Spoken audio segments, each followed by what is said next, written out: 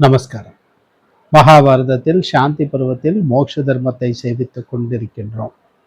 இன்று நாம் செவிக்கும் இந்த அத்தியாயத்தில் ஒரு முனிவர் நன்மைக்குரியவற்றை வசுமானுக்கு சொல்லியதுதான் செவிக்கின்றோம்.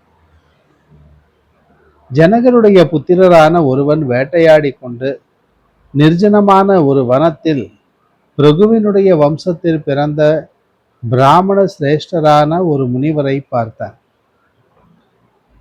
வசுமான் என்கிற அவன் உட்கார்ந்திருக்கிற அந்த முனிவரை தரையாலே வணங்கி அருகிலே இருந்து அவரால் அனுமதி கொடுக்கப்பட்டு, ஓ பகவானே, நிலையில்லாத தேகத்தில் காமத்தின் வசத்தில் இருக்கின்ற புருஷனுக்கு இந்த உலகிலும் பரலோகத்திலும் எது நன்மையாகும் என்று கேட்டார்.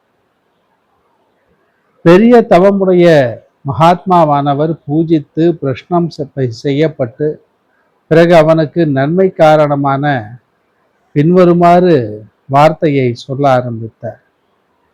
இகத்திலும் பரத்திலும் மனதிற்கு விபரீதமாய் உள்ளவைகளை விரும்பாமல் இருப்பாயானால் இந்திரியங்களை அடக்கி பிராணிகளுக்கு பிரதிகூலங்களாய் இருக்கிற காரியங்களிலிருந்தும் ஒழிவை அடை. எப்பொழுதும் தர்மம் புருஷர்களுக்கு நன்மையானது, சத்துக்களுக்கு தர்மமே ஆதாரம். ஸ்தாவர ஜங்கமங்களோடு கூடிய மூன்று உலகங்களும் தர்மத்தினால் பிரவர்த்தித்தவைகள். ருசியாய் உள்ளதில் ஆசை உள்ளவனே, காமங்களில் வெறுப்பையே நடையவில்லை. துர்புத்தி கொண்டவனே, தேனை பார்க்கிறாயே தவிர தரை சிதற விழுவதை கவனிக்கவில்லையே.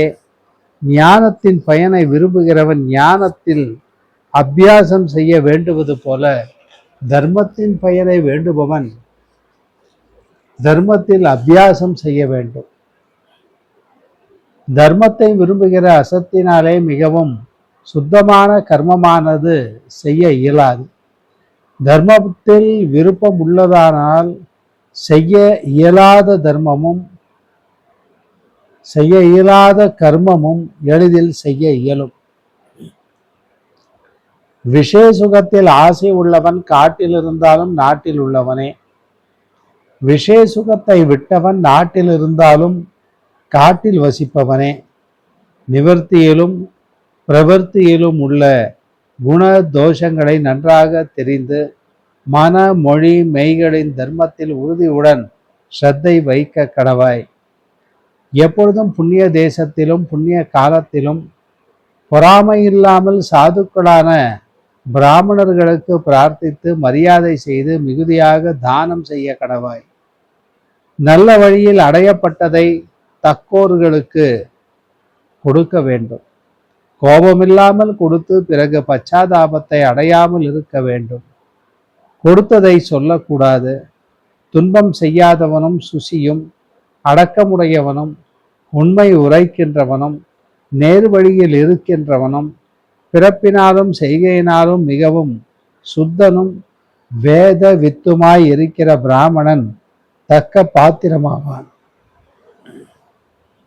சம்சரிக்கப்பட்டவளும் ஒருவனுக்கே பத்னியும் சமான ஜாதி உள்ளவளுமாய் இருப்பவள் இந்த இடத்தில் சுத்தமான பிறப்புக்கு இடமானவள் என்று ஒப்புக்கொள்ளப்படுகிறாள். ரிக் யஜஸ் சாமங்களை உடையவனும் வித்வானும் யஜன முதலான 6 கர்மங்களை உடையவனுமானவன் பாத்திரமாக சொல்லப்படுகின்றான். பாத்திர விசேஷத்தினாலும் அக்கர்ம விசேஷத்தினாலும் தேச காலங்களை பார்த்தும் அந்தந்த மனிதனை குறித்து அதுவே தர்மமாகும், அதுவே அதர்மமும் ஆகும். ஒரு மனிதன் விளையாட்டினால் உண்டான அற்பமான தூளியை தன்னுடைய சரீரத்திலிருந்து துடைப்பது போல மிகுந்த முயற்சியினால் பெரிய பாவ நிவர்த்தியை செய்ய வேண்டும். விரேசனம் செய்தவனுக்கு நெய் நல்ல மருந்தாவது போல தோஷத்தை பரிகரித்து கொண்டவனுக்கு தர்மமானது மரணத்திற்கு பிறகு சுகத்தை கொடுக்கும். எல்லா பிராணிகளிடத்திலும் மனம் சுபமாயும் அசுபமாயும் இருக்கிறது.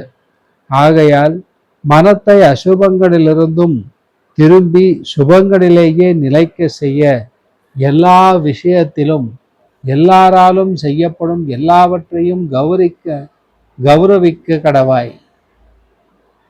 உனக்கு விருப்பமான ஸ்வதர்மத்தை விரும்பிய வண்ணமே செய். நிலையில் நில். துர்புத்தி கொண்டவனே, புத்திமானாக இருக்க கடவாய்.